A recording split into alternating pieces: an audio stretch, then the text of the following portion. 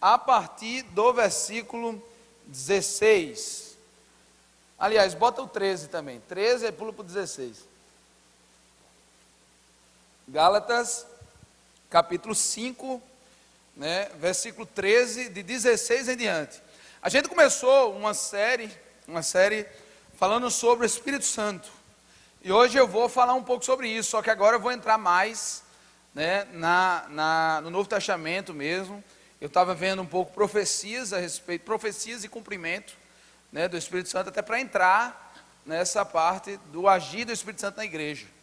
E hoje eu quero falar um pouco sobre isso, quero falar um pouco sobre frutos do Espírito Santo, dons do Espírito Santo. Eu sei que não vai dar tempo de entrar sobre tudo, mas eu quero até fazer um paralelo em relação a isso, e eu creio que Deus vai edificar bastante sua vida. Então diz assim na palavra do Senhor, capítulo 5, versículo 13, depois a gente pula para o 16. 13 diz assim: irmãos, vocês foram chamados para a liberdade. Amém? Quem é livre aqui? Levanta a mão. Você foi chamado para a liberdade. A gente falou um pouco sobre isso ontem. Vocês foram chamados para a liberdade. Agora tem um negócio: não usem a liberdade para dar ocasião à vontade da carne. Versículo 16. Por isso eu digo, vivam pelo Espírito, e de modo nenhum satisfarão os desejos da carne, pois a carne deseja aquilo que é contrário ao Espírito, o Espírito o que é contrário à carne. Eles estão em conflito um com o outro, de modo que vocês não fazem o que desejam. Mas se vocês são guiados pelo Espírito, não estão debaixo da lei. Ora, as obras da carne, elas são manifestas: imoralidade sexual, impureza, libertinagem, algumas versões vai estar aí, lascívia, idolatria, feitiçaria, ódio, discórdia, ciúmes, ira, egoísmo, dissensões, facções, inveja, embriaguez, orgias e coisas semelhantes. Alguns está aí glutonarias, né? Se não me engano, acho que tem expressões glutonarias. Eu os advirto, como antes já os adverti. Aqueles que praticam estas coisas, o quê? Não herdarão o reino de Deus. Mas o fruto do Espírito é amor, alegria, paz, paciência, amabilidade. Algumas Bíblias vai estar aí benignidade, não é isso? Benignidade, amabilidade, bondade, fidelidade, mansidão e o quê? E o quê? Domínio próprio. Contra essas coisas não há lei. Os que pertencem a Cristo Jesus crucificaram a carne, com as suas paixões e seus desejos. O que nós aqui estamos falando de desejo, em algumas versões tem concupiscências. Não é isso? Concupiscência é o anseio de satisfazer vontades carnais. A isso, antigamente usava a expressão concupiscência. Como hoje ninguém usa essa expressão, né? Ninguém sabe o que é isso. Então, desejos da carne. E aí diz assim: se vivemos, no versículo 25, se vivemos pelo Espírito, andemos também pelo Espírito. Fecha teus olhos, baixa tua cabeça, vamos orar a Deus. Pai querido, muito obrigado por estar aqui, mais uma vez. Nós tivemos, ó Pai, desde sexta-feira, desde ontem, estamos, ó Deus, te buscando.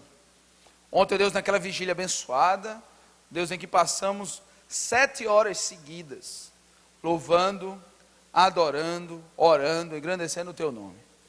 E ali, ó Deus, tu se manifestasse. Estamos aqui novamente, Pai. Agora, ó Deus, de novo, lendo a tua palavra. E eu peço a ti, em nome de Jesus, nos dá direção nela, nos dá, ó Deus, compreensão dela. E que teu Espírito Santo seja aquele que fala, teu Espírito Santo seja aquele que usa, teu Espírito Santo seja aquele que convença, teu Espírito seja aquele que transforma, que traga graça, que traga paz, que traga transformação, que traga inquietação, que traga, ó Deus, consolo a todos que ouvem essa mensagem, seja aqui no Espaço Gospel, seja aqueles que a ouvirão e verão pela televisão. É assim, Deus, que eu oro pedindo a tua bênção e o teu agir, no nome santo, precioso e glorioso do nosso Senhor e Salvador Jesus Cristo. Amém.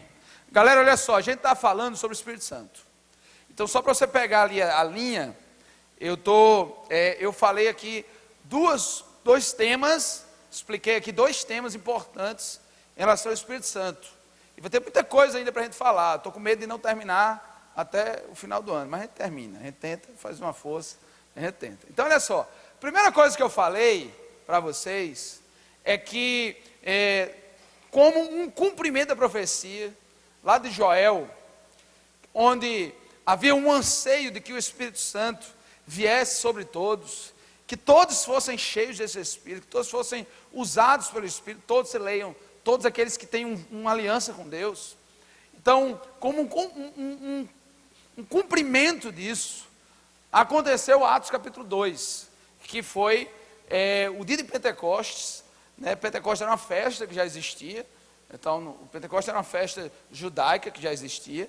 Então, naquele dia, houve o cumprimento de uma profecia, o Espírito Santo veio sobre todos aqueles que tinham uma aliança com Jesus, e naquele dia, inaugura-se o agir diferente, distinto do Espírito Santo na vida da igreja, em Atos capítulo 2. Agora, não mais usando pessoas isoladamente, não mais usando pessoas especificamente, mas usando a todos. E aquela profecia, aquele anseio lá de Números, de Moisés, em que todos fossem profetas, nós vemos que uma das ações do Espírito Santo é nos transformar em profetas nessa geração, amém?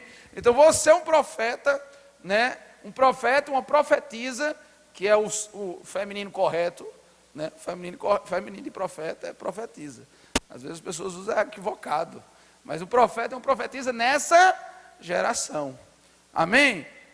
Nessa geração. Então você é uma pessoa que vai ser usada por Deus, usado por Deus, para anunciar as palavras, as visões, aquilo que o Senhor tem para esta geração, para mudança, para transformação nessa geração. Você está disposto a isso, sim ou não? Está disposto ou não?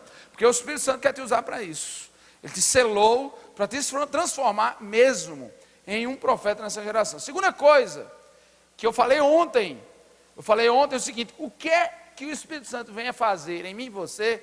Ele já começou a operar através de Jesus. Porque a palavra de Jesus, a palavra do Senhor diz que Jesus, quando iniciou a sua obra, né, ele passa pelo batismo ali, e naquele momento que ele é batizado, a palavra do Senhor diz que o Espírito Santo veio sobre Jesus, né, todos viram, né, através da representação física de uma pomba, e ali houve uma profecia, o cumprimento também de uma profecia, de que aquele ali, o Messias é aquele que era ungido mesmo, ungido pelo Senhor, aquele que era levado pelo Espírito Santo. Então Jesus, a partir dali, inicia sua obra. A gente viu ontem na vigília, que quando ele chega, né, numa sinagoga judaica, ele abre o livro de Isaías, onde lê aquela passagem: o Espírito do Senhor Deus está sobre mim. E naquele momento ele diz: olha, está cumprida aí a profecia. Então, naquele momento diz assim: ele me ungiu para trazer boas novas, ele me ungiu para trazer libertação, ele me ungiu para tornar pessoas escravas em livres. E Jesus fez isso na minha vida, na sua vida.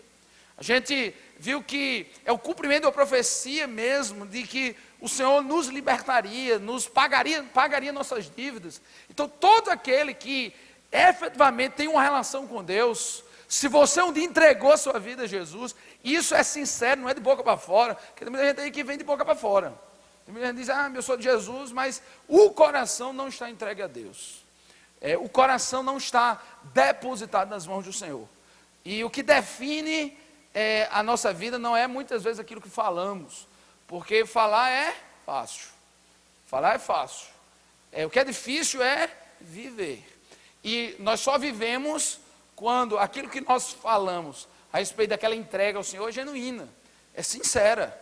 Eu entrego mesmo, Pai, a minha vida a Ti, eu reconheço a Ti não só como meu Salvador, mas aquele que é dono da minha vida, Senhor da minha vida. Então naquele momento, todos nós, né, que entregamos, a Bíblia diz em Efésios 1, que nós recebemos o Espírito Santo como um selo da promessa, penhor, garantia da nossa herança. Que é a herança?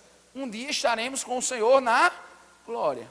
E a Bíblia diz que, lá em Isaías 61, que todos esses seriam feitos sacerdotes, ministros desse Evangelho. Então, olha só o que o Espírito Santo quer fazer na sua vida, presta atenção. O Espírito Santo quer te transformar em profeta dessa geração, amém? Profeta dessa geração. O Espírito Santo quer te transformar em sacerdotes para você interceder para essa geração, interceder, e para você ser representante, ministro do Evangelho, representante de Deus aqui na terra. Olha que responsabilidade, a responsabilidade de ser cristão, responsabilidade e privilégio, o privilégio de, por Deus, se levantar como um profeta na geração, sacerdote dessa geração. Por isso que a gente tem que ter compaixão mesmo por aqueles que não conhecem Jesus, compaixão, sentir isso, pulsar no nosso coração aquilo que pulsa no coração do Senhor, que é profunda compaixão. Toda vez que Jesus ia fazer um milagre, ele não fazia por espetacularização, ele fazia por profunda compaixão, se sensibilizando da dor, do sofrimento e da luta daqueles que se aproximavam por ele. E por essa razão ele fazia coisas maravilhosas para, através daquele ato de amor e compaixão, glorificar o nome do Senhor. Então, aliás, esse é o princípio da ideia, né, de por que acontece milagre, por que acontece quando isso é genuíno, quando isso é verdadeiro. Então, você, presta atenção, o Espírito Santo quer agir na igreja e transformar a igreja em aquela igreja que profetiza acerca do Senhor. Profetizar não é vaticinar futuro, não é predizer futuro, necessariamente, pode ser, mas não necessariamente. Profetizar é anunciar palavras de Deus. Então essa é a ideia. Essas palavras, quando são a respeito do futuro, são para causar transformação no presente, porque essa é a questão. Então, nós como igreja do Senhor somos levantados por esse Espírito para profetizarmos a nossa geração, falarmos nessa geração, sermos sacerdotes dessa geração e sermos ministros do Evangelho, embaixadores. Você é embaixador, você é embaixadora deste reino de Deus, que o reino de Deus começou em nosso coração, começou em nossa vida e haverá de ser consumado quando o Senhor voltar e estabelecer definitivamente o seu reino. Amém, galera? Amém mesmo? Então, mas você já é embaixador desse reino. Então, como você tivesse, a Bíblia chama a mim e a você de somos peregrinos. Esse mundo que nós vivemos, ele é um mundo onde está no maligno, é um mundo que está, sabe, com valores, com coisas distorcidas. Mas nós, como um ministro de um país, representante de um país, estamos aqui para representar um reino justo, um reino de amor, um reino de graça, um reino de bondade, o reino do nosso Senhor e Salvador Jesus Cristo. Amém? Pronto. Só que tem um detalhe. Aí onde é que entra aqui a questão de hoje. Então hoje o que é que eu quero trabalhar com vocês? Eu quero trabalhar a ação do Espírito em nós, a ação do Espírito Santo nas nossas vidas. E aí a gente tem muita coisa para falar, muita. Só que tem dois temas em relação a isso, dois temas que são assim óbvios, são evidentes. Quando se fala sobre qualquer coisa do Espírito Santo, há duas coisas que se lembram logo. A primeira que se lembra é dom do Espírito Santo. Segunda que se lembra é a questão de fruto do Espírito Santo. Então eu vou trabalhar um pouco isso. Hoje provavelmente eu não consigo entrar em dons. Aliás, não vou entrar, já sei. Eu não vou entrar em dons. Eu vou falar sobre fruto do Espírito. Amém? Então olha só, querido, esse texto é fantástico. Porque no versículo 13, ele diz assim, que nós fomos chamados para liberdade. Eu e você fomos chamados para liberdade. Cristo nos libertou. Só que a partir daí, ele diz assim, agora, não usem da sua liberdade para dar ocasião à libertinagem. Não usem da sua liberdade para dar ocasião novamente tem um texto aqui ainda, em Gálatas, que diz assim, para voltarem à escravidão. Então isso é fantástico. Uma das coisas mais importantes em termos de responsabilidade é quando você é livre. Quanto mais livre, mais responsável você é. Quanto mais livre, mais responsabilidade se espera de você. Eu me lembro quando eu fico pensando quando, por exemplo, o pai viaja. O pai e a mãe viajam em relação ao adolescente. Deixa a casa na mão do adolescente. Olha, papai e mamãe vai viajar. Você agora vai ficar, né? Você vai ficar aí com a casa, tal, presta atenção, não sei o quê. Então, ali é um momento onde você está livre, mas é onde se espera mais responsabilidade. Mais responsabilidade. Porque quanto mais livre você é, mais responsável você tem que ser. Porque quando você está sobre o jugo, quando você está sobre o jugo de algo, você não tem mais opção. Você não tem opção. Porque você está sobre o jugo. Aquilo que você está fazendo não é por deliberação, é porque está sobre um jugo, controlando. Quando você está livre, é onde a partir daquele momento se expressa o que efetivamente você pensa, o que efetivamente você faz. Por exemplo, se você, até então, você, por exemplo, estava falando sobre, na formatura do GEL agora, eu dizendo, olha, até aqui, você não tem escolha. Depois da primeira vinha a segunda série, depois da segunda a terceira. Você não tem escolha, o seu caminho é este. Mas quando acaba o segundo grau, quando acaba o ensino médio, aonde começam as suas maiores decisões. Porque a partir de agora você tem um leque de escolhas. Você pode fazer o que você quiser. E aí onde começam as suas decisões, suas responsabilidades. Quanto mais livre você for, mais responsabilidade você precisa ter. Ou seja, porque a partir de agora, suas decisões vão construir. Aqui não já está mais sobre aquele jugo quadrado. E aí onde é que começa o mundo a distorcer? Porque uma das coisas que mais o mundo faz é distorcer. Porque a noção de liberdade que o mundo prega é a irresponsabilidade. Percebeu isso? Porque eu sou livre para fazer o que quiser, mais irresponsável que seja. Então a noção de liberdade, ela foi distorcida para uma palavra que, em vez de liberdade, é libertinagem. O que é libertinagem? É quando usamos da liberdade irresponsavelmente. Isso é libertinagem. Porque a Bíblia diz, olha, não sejam libertinos. Vocês foram livres. Mas a partir do momento que dou a vocês liberdade, eu dou também a responsabilidade. A responsabilidade agora de escolher me seguir e andar nos meus caminhos por entender que este é o melhor. Então, quanto mais livre você for, mais responsável você precisa ser. E se o Filho nos libertou, Ele quer construir em mim e você uma atitude responsável. Então, aprenda isso, guarde isso na sua mente. Liberdade implica em responsabilidade. Liberdade não é agir ilimitadamente, não é agir sem direções, sem parâmetros. Liberdade é você agir sem o jugo, mas por escolha, sabendo que cada escolha sua vai ter consequências, que cada escolha sua vai repercutir na vida, naquilo que eu estou construindo para você. Jesus nos fez livres, nos libertou da escravidão, pagou as nossas dívidas e nos deu a oportunidade de agora, nascidos diferente, nascidos pelo Espírito, podermos construir uma vida abundante. Amém? Que eu e você usemos da liberdade que Deus nos deu para vivermos conforme a vontade do Senhor. Só que aí onde é que entra o problema que ele fala aqui? No versículo 16, ele diz, vivam pelo Espírito.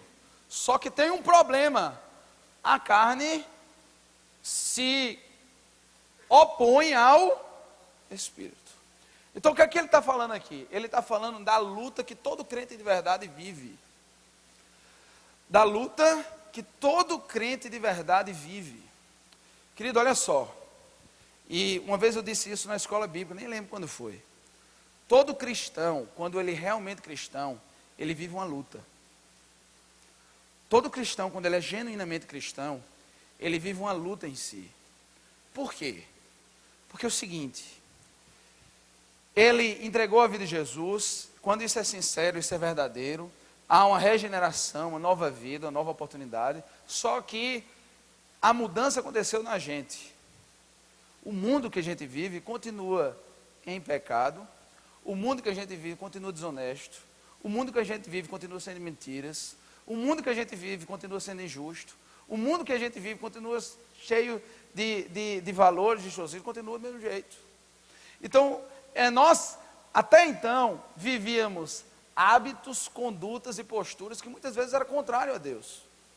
Muitas vezes contrários a Deus.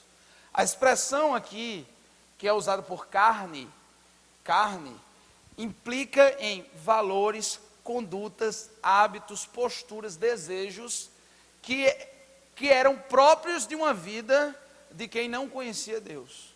Então ele diz o seguinte, que toda essa realidade que nos cerca e que muitas vezes construímos em nós, porque muitas vezes a gente tem hábitos, a gente tem desejos, tem atitudes, desejos distorcidos, porque a concepção de desejo é uma concepção de associação.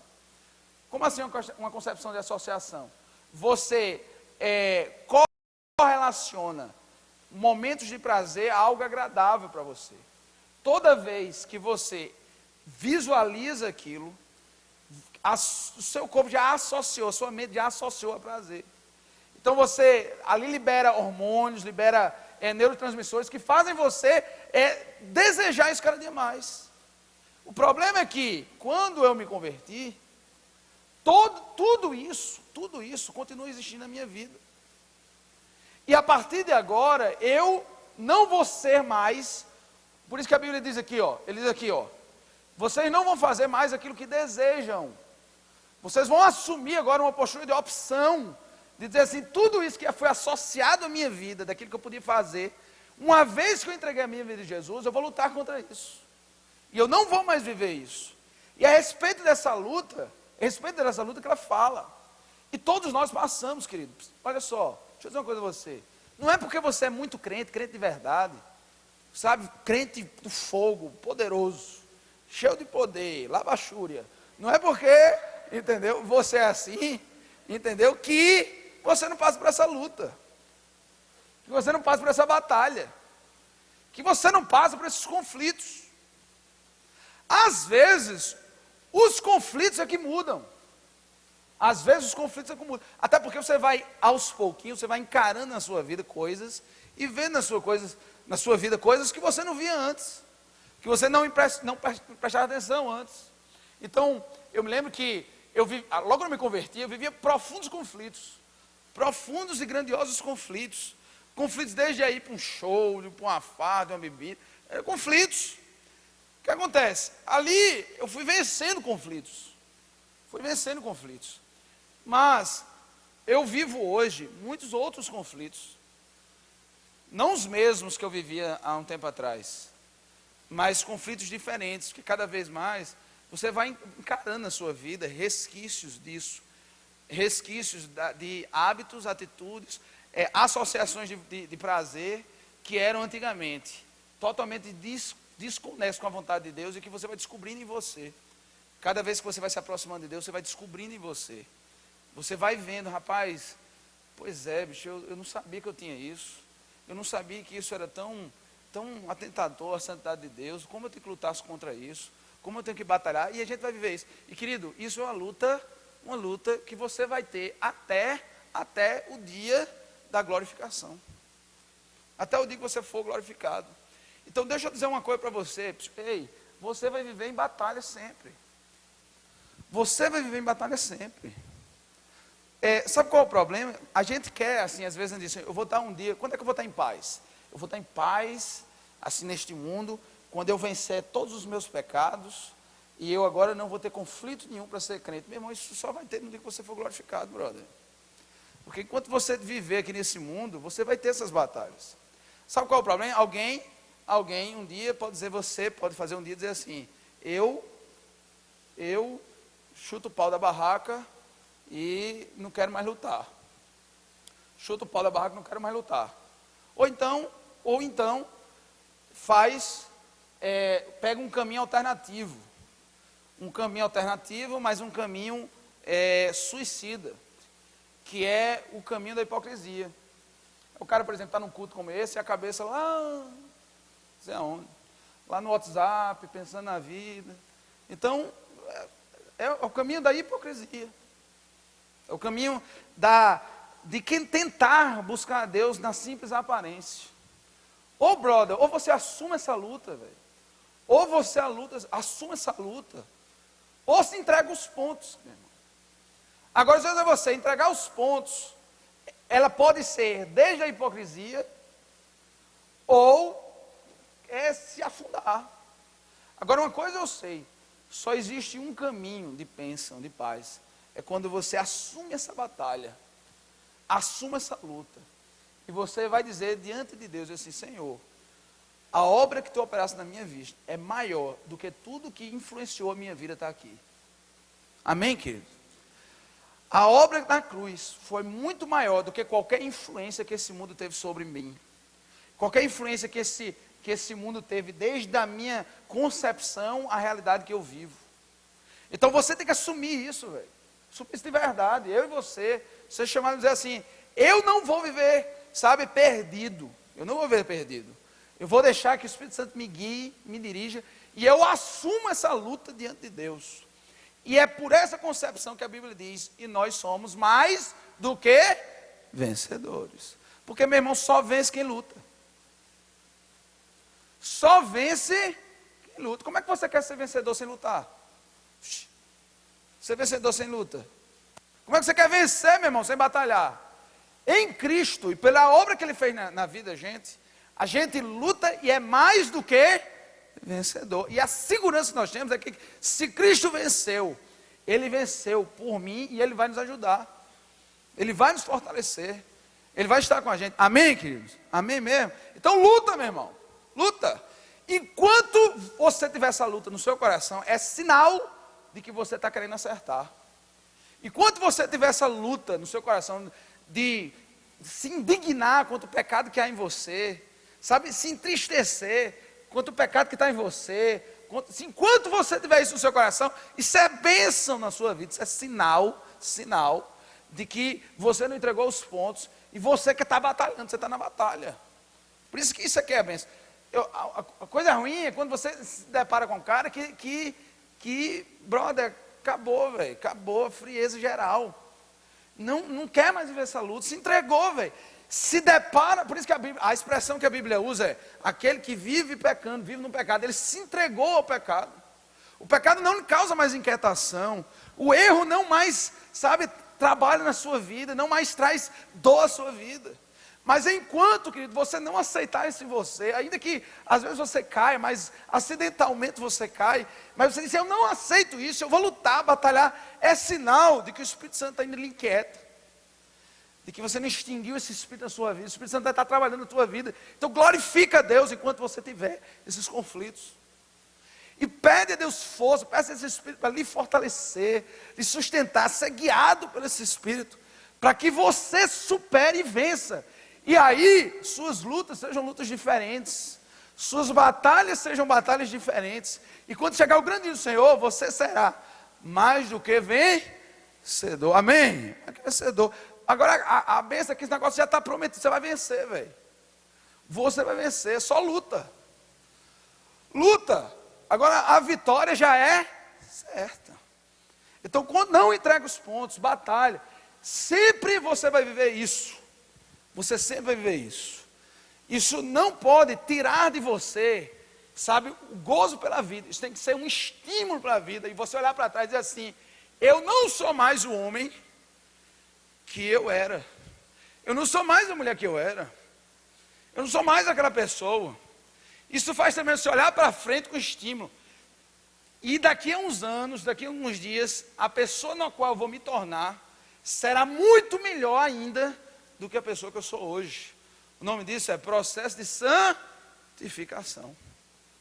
Processo de santificação, que o Espírito Santo opera no dia da regeneração, quando nós entregamos a vida a Ele. Isso termina apenas no dia da glorificação, quando estivermos com o Senhor em glória. Esse processo, bendito o homem que está vivendo esse processo. Bendita a pessoa que está vivendo essa luta.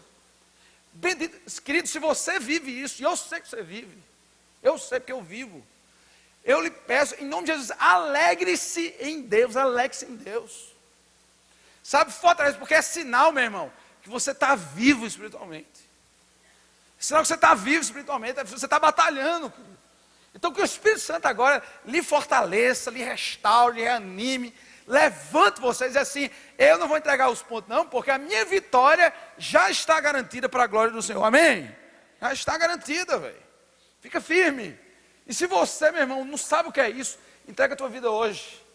E você vai ver, lá na frente, você sendo sim, uma pessoa melhor do que é hoje.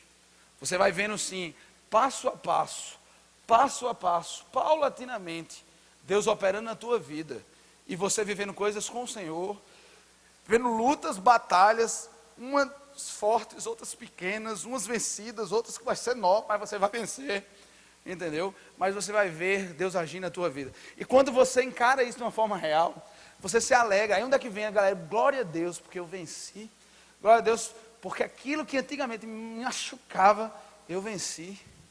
E a minha oração é que Deus faça isso na tua vida, amém? Deus faça isso na tua vida, querido. E Deus vai fazer isso na sua vida. Porque isso é real, Ele fala dessa batalha. Então, a partir daí, é por isso que Ele diz assim, olha...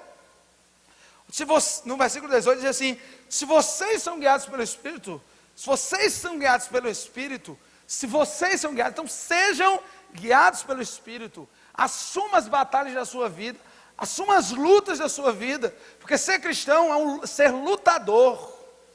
Ser cristão não é para acabar mole não, não é para gente mole não, por isso que cristão é por Deus honrado, porque não é para aqueles que não têm garra.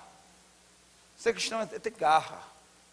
Porque que garra você precisa para andar na mesma maré que o mundo anda? Qual é a garra que você precisa? Qual é a garra que você precisa? Qual é a garra que você precisa para fazer a mesma besteira e loucura que todo mundo está fazendo? Qual é a garra que você precisa? O que é que lhe diferencia, lhe torna você uma pessoa diferente?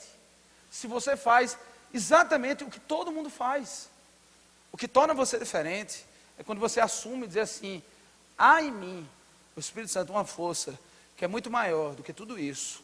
E se todo mundo vai com a maré, eu não vou com a maré, porque eu creio em Deus, que me fará mais do que vencedor. Amém? Amém. Deus vai te fazer isso. Glória a Deus. Por isso que ele chega assim, ele fez, olha, as obras da carne estão manifestas. Sabe, aquilo que é próprio de uma realidade decaída, está manifesto, vocês conhecem. Aí ele diz assim, ele começa de aspectos da sexualidade, eu não vou aprofundar aqui, porque senão é o tema, mas ele fala, por exemplo, de realidades ligadas à sexualidade, por exemplo, imoralidade sexual, né? A expressão de imoralidade sexual é porneia, de onde vem o nome pornografia, tá certo? Então, pornografia, prostituição, né? Aqui é a questão da sexualidade mesmo. Ele fala de impureza, aqui a referência à impureza, ela está ligado o termo bíblico original, ele é o mesmo termo que é usado para um pus, de uma ferida que está inflamada. A expressão que ele usa. Então ele diz a impureza, é como se você tivesse com a mente apodrecida. Então sua forma de ver é podre. Por exemplo, a sexualidade não é uma sexualidade limpa, em paz, uma sexualidade que glorifica o Senhor, como ela foi feita para ser. É uma sexualidade onde você vê que não há, você tem sujeira, você vê que tem algo diferente, que não é algo que traz gozo, contentamento, paz, tranquilidade, não é algo que faz isso. No fundo, há aquela semente de inquietação, aquela semente de que há algo que eu vivo que é distinto do que eu deveria viver. Então essa concepção, ele fala de libertinagem. A libertinagem é quando você leva o prazer, aqui no aspecto sexual, leva o prazer e o simples prazer como a determinação da sua vida. Pouco importa o que qualquer um pensa, mesmo que esse um seja Deus. Quando a ideia da libertinagem, ela excede quaisquer limites, e não importa, porque eu quero é ceder a isto, essa ideia. Aí ele fala aqui sobre relação com Deus, ele fala idolatria e feitiçaria. Idolatria, quando eu boto qualquer coisa e qualquer pessoa no lugar de Deus. Tem pessoas que botam namorado no lugar de Deus. Tem pessoas que botam namorada no lugar de Deus. Sabe quando é? Por exemplo, o cara está namorando, aí a menina quer, não quero ir para a igreja hoje, não vou para o culto. Não quero cultuar a Deus, eu quero ir para... Aí você, pronto, você vai. Isso é óbvio que é uma coisa besta, mas isso se evidencia em outras coisas da vida. A pessoa acabou o namoro e você acaba a vida junto com o namoro. Acabar a vida junto com o namoro quer dizer que ela era a razão da sua vida, pelo amor de Deus, que razão pobre. A razão da tua vida é alguém que não quer mais você, que coisa pobre. Você já percebeu como é insano?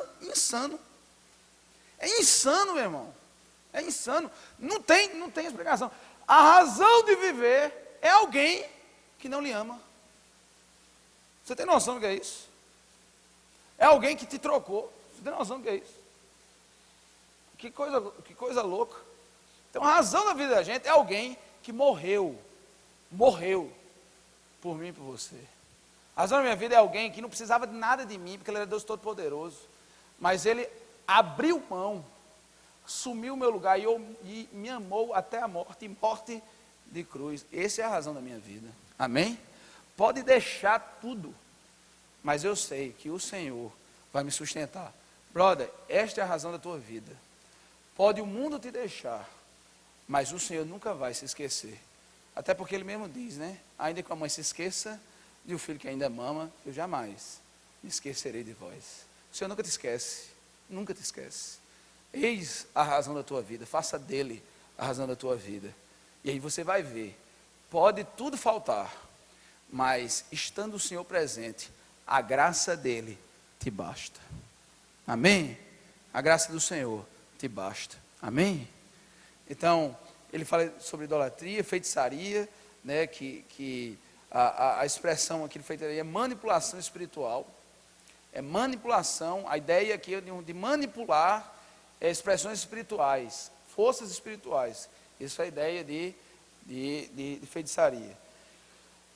Aí ele traz todas as questões de âmbito social de relacionamento, porque a Bíblia diz assim, que o grande, maior mandamento, amar a Deus acima de todas as coisas e o próximo como a ti mesmo. Então ele começa a falar sobre uma série de coisas que violam isso. Ele fala sobre ódio, discórdia, né? Ciúme é a ideia de insegurança.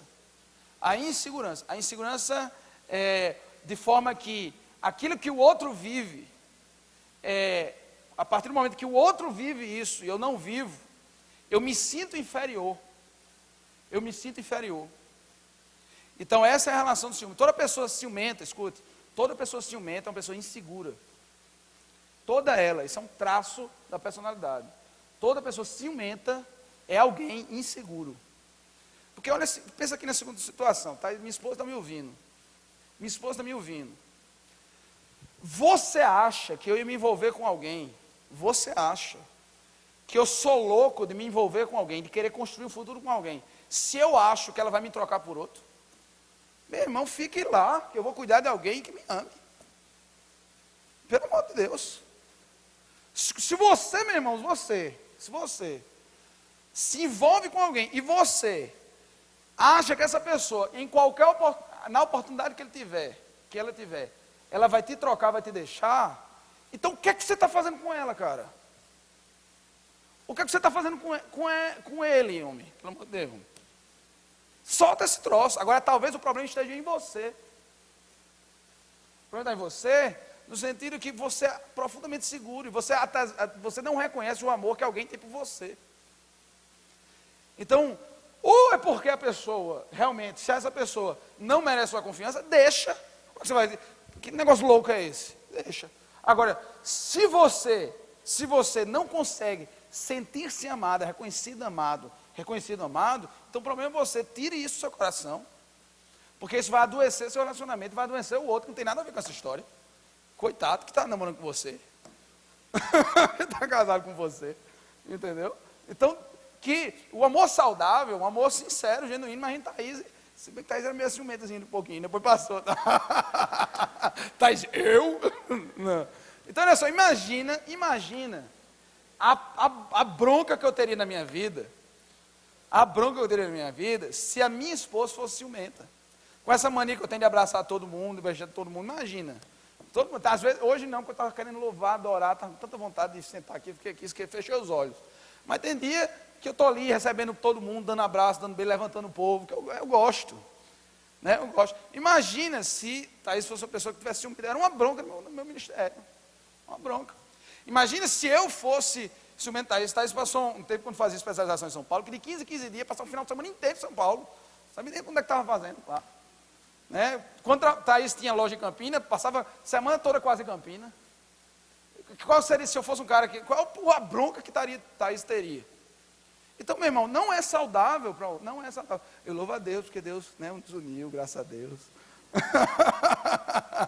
Viu? Então, tem um relacionamento saudável, querido. Saudável. Amém? Eu nem era para ficar falando, porque eu estou falando sobre o Espírito Santo. Eu estou falando sobre o Espírito Santo, então vamos lá. Mas Deus manda, né? Fazer o quê? Então, ira, egoísmo, distensões, facções, inveja, pronto, isso aí.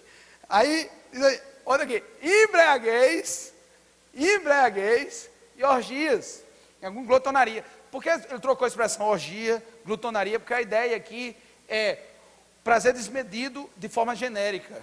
Prazer desmedido de forma genérica. A expressão usada anterior em relação à lascívia é especificamente para a sexualidade. Aqui é a incontinência genérica. É quando você é um cara que é o tipo da sociedade que a gente chama de hedonista.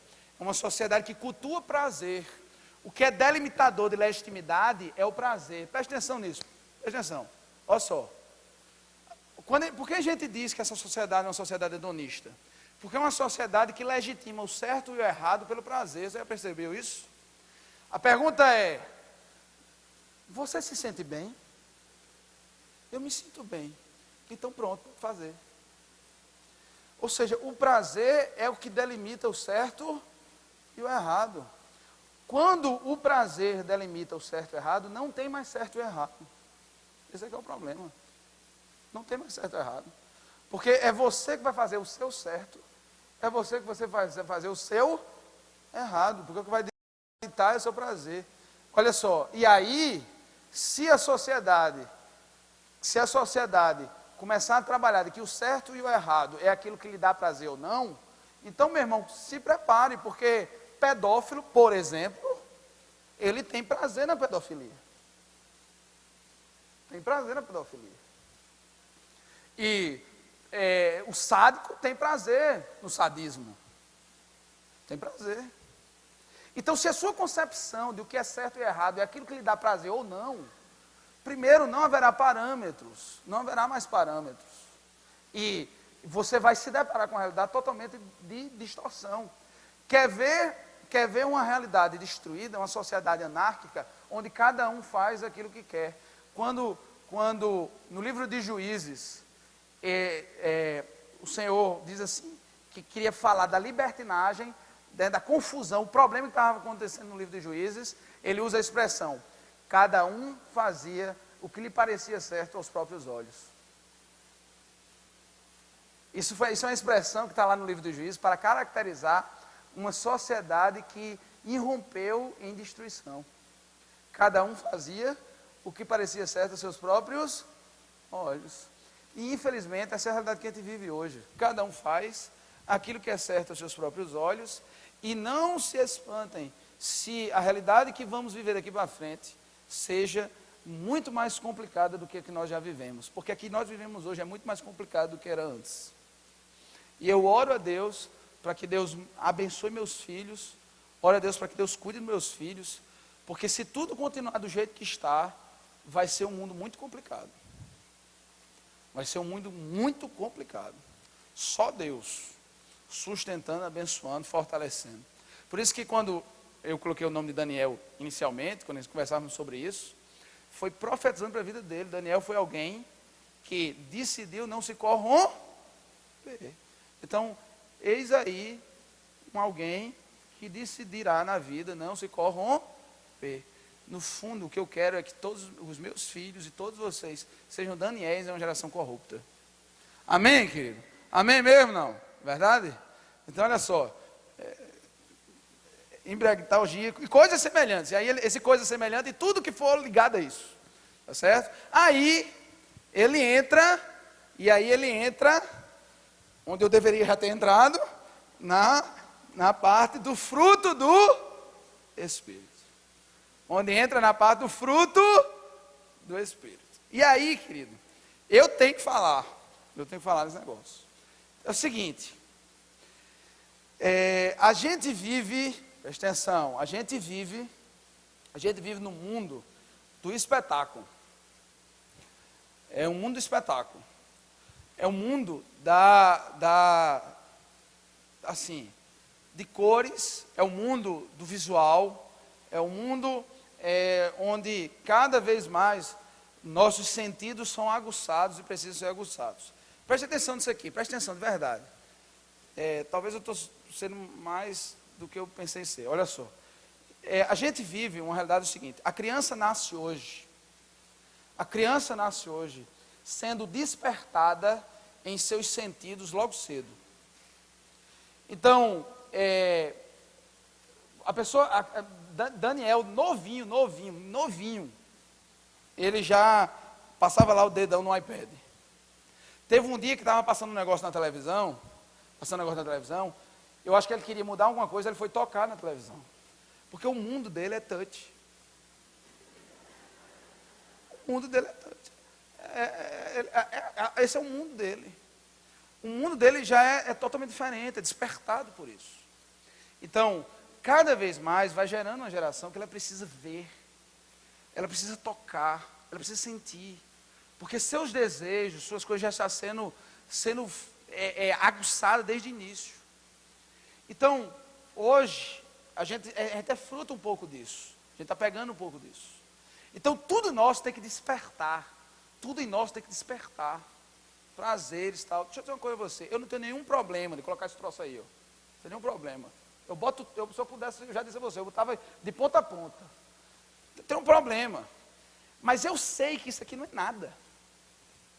Eu sei que isso não é nada. Nada. Sabe o que é isso aí? Nada. Porque no dia que eu entreguei a minha vida a Jesus, eu precisava de Jesus. Eu precisei de Jesus. Eu não precisava de nada disso. Nada disso. E ainda hoje, a gente não precisa de nada disso. Nada. Porque o que a gente precisa, sabe quem é? De Jesus. A gente precisa de Jesus. Agora, só que a gente é tão estimulado nisso, tão estimulado, faz parte, vive esse mundo.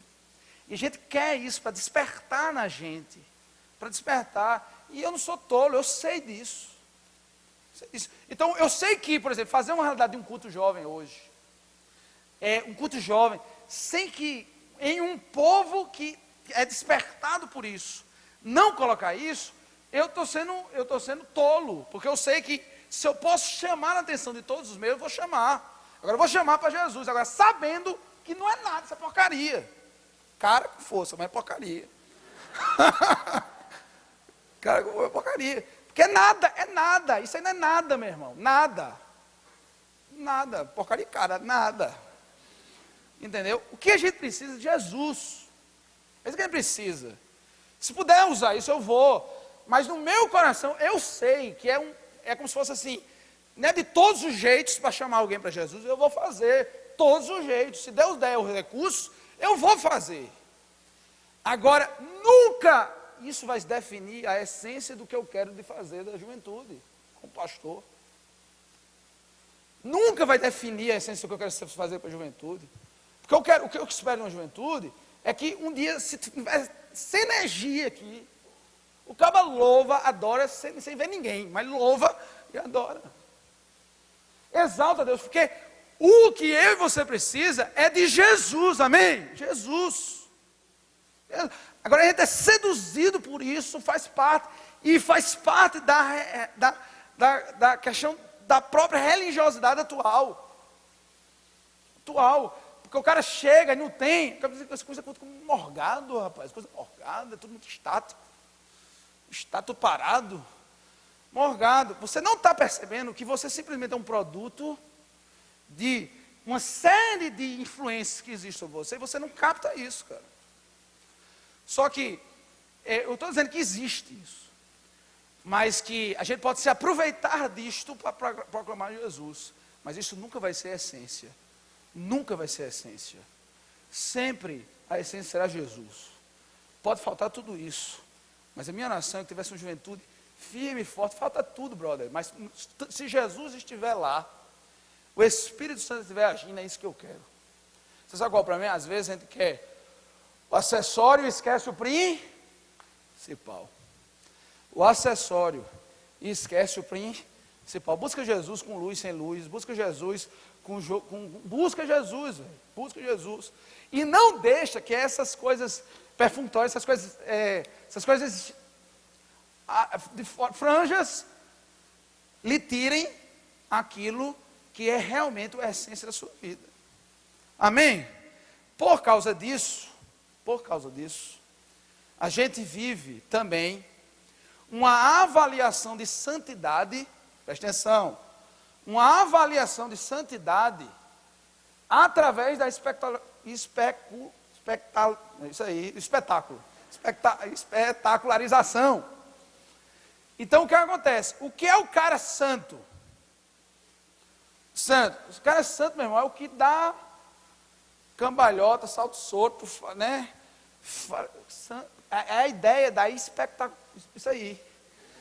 espetáculo. Você quer ver o poder. Você quer assistir o poder. Você quer que o poder seja evidente, seja claro. Sabe, você quer que as coisas transbordem, você quer ver isso. Você quer que isso desperte em você.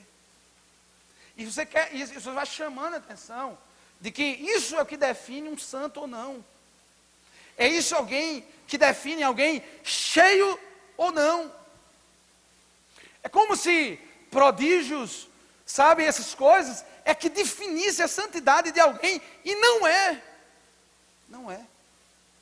E nessa concepção da sociedade que está cheia disso, ela valoriza muito mais dons espetaculares do que fruto do Espírito Santo. E quando Jesus falou para conhecer os profetas, ele diz assim: você conhece os profetas pelo fruto. Uma pessoa santa, meu irmão, uma pessoa santa é alguém que vive integramente diante de Deus.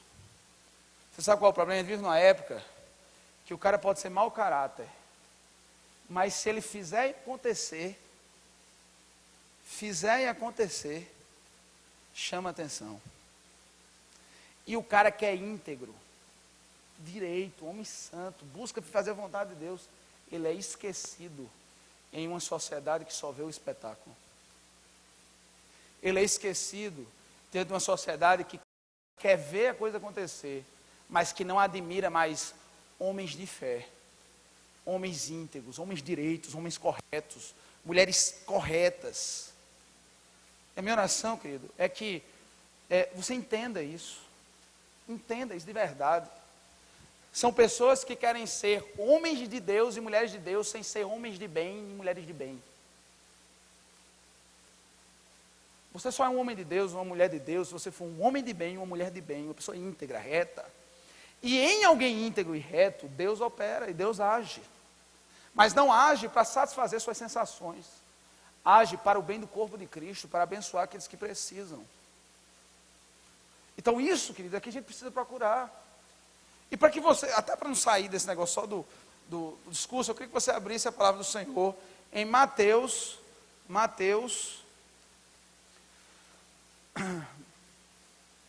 capítulo 7, versículo 15. Mateus capítulo 7, versículo 5. Eu prometo que eu vou acabar.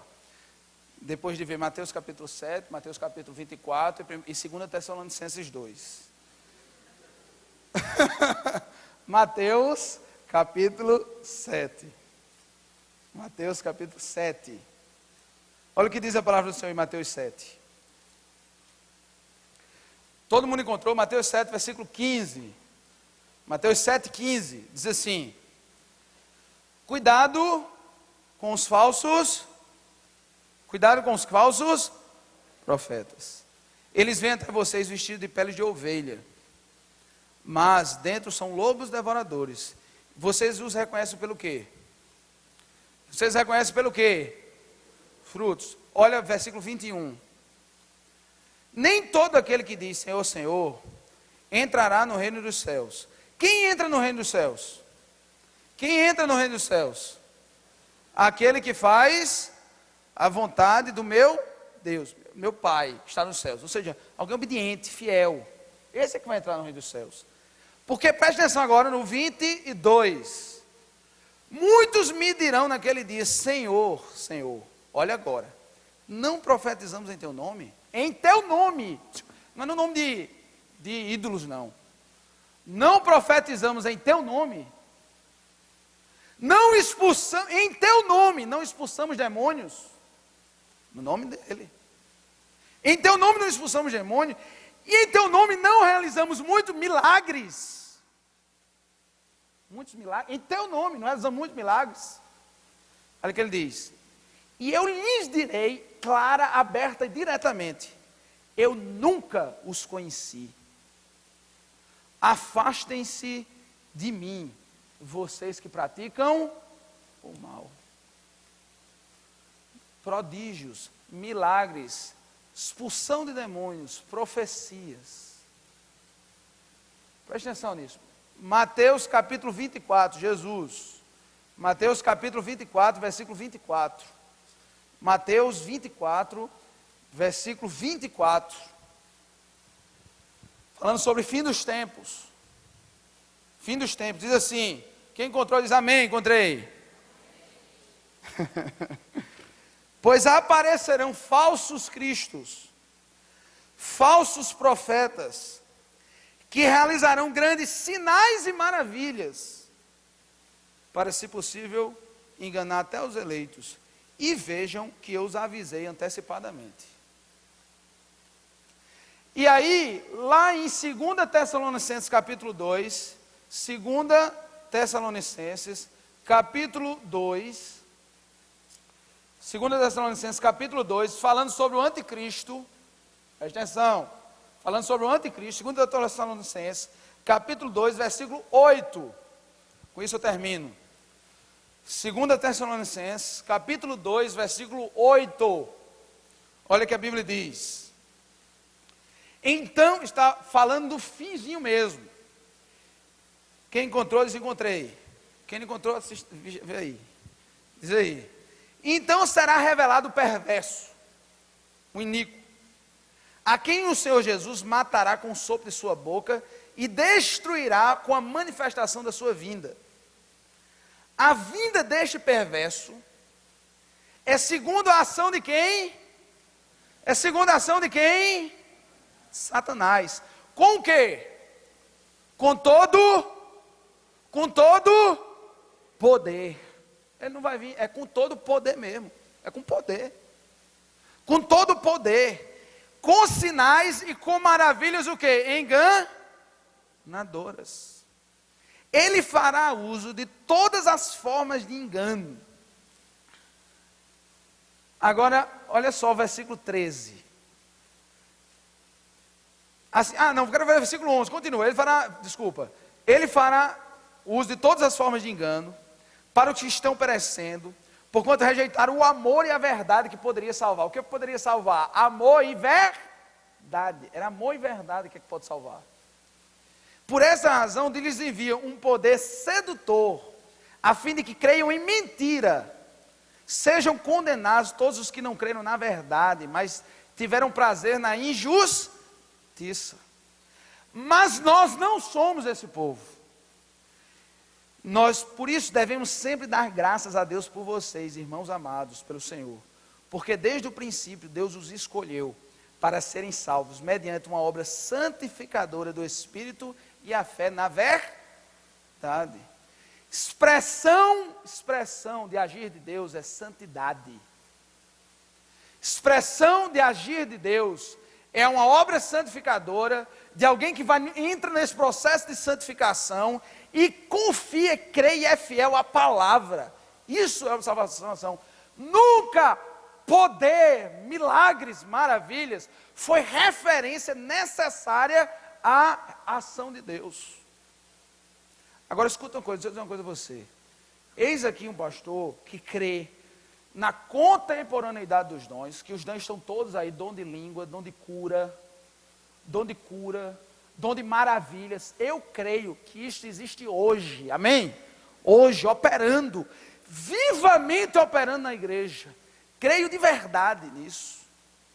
Creio sim que alguém que foi convertido com o Senhor e ali foi selado com o Espírito Santo, posteriormente pode ter sim preenchimentos maiores do Espírito e gerar nele momentos preciosos de Deus, onde ele pode derramar poder, onde pode derramar capacitação de novos dons.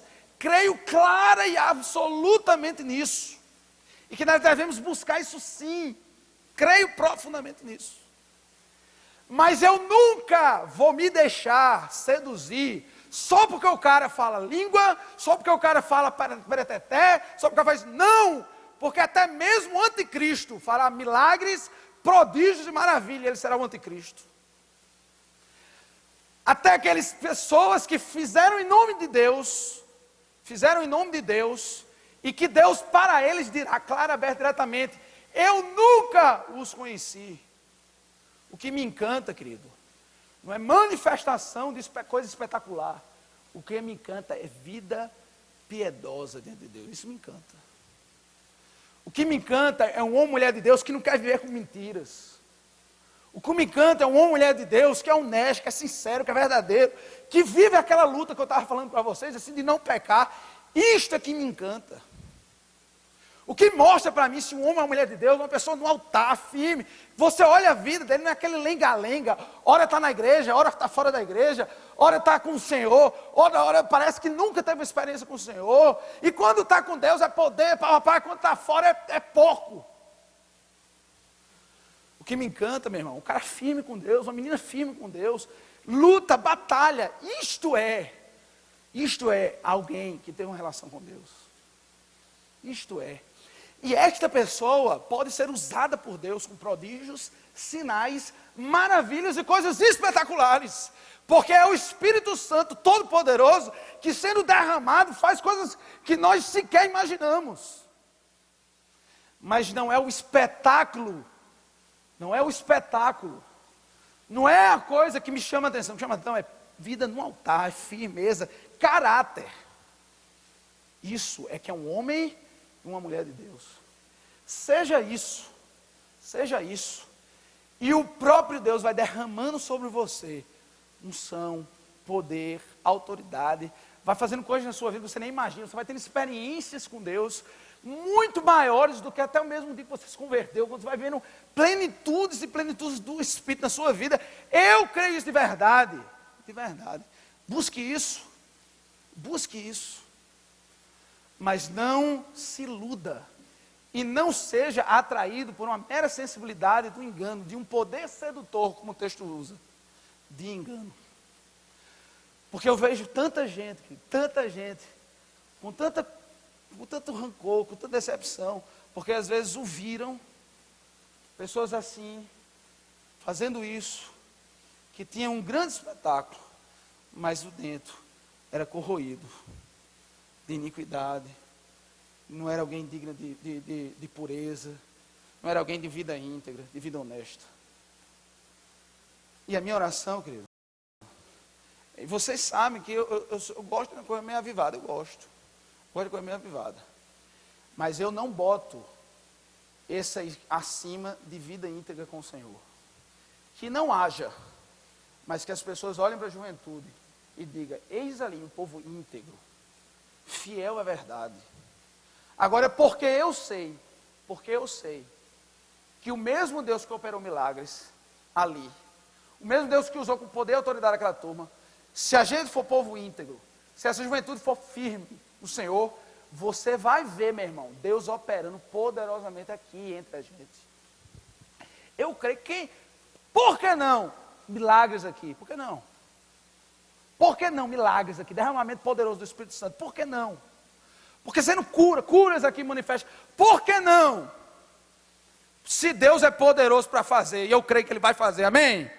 Ele vai fazer, meu irmão. Agora, para fazer, e para que isso seja sincero, verdadeiro, não é espetáculo, é uma juventude fiel a Deus, firme, sincera, honesta, buscando a Deus. E o próprio Deus derramará de seu poder, para a evidência de todos. Eis ali um povo cheio do Espírito Santo de Deus. Amém, querido? Amém mesmo? Você pode aplaudir esse Deus maravilhoso, grandioso? Glória a Jesus. Vamos ficar de pé agora, em nome de Jesus. Eu nem entrei nos frutos, ó. Mas a gente entra depois. A gente fala.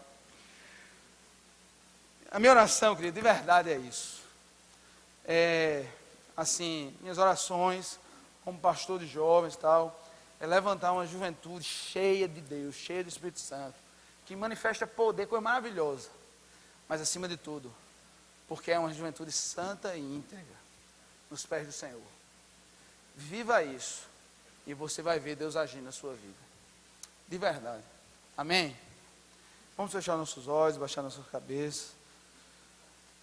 Pai querido, muito obrigado, Senhor, muito obrigado, Deus, por tudo que nós falamos, por tudo que nós, ó Deus, aqui pudemos ler da Tua Palavra.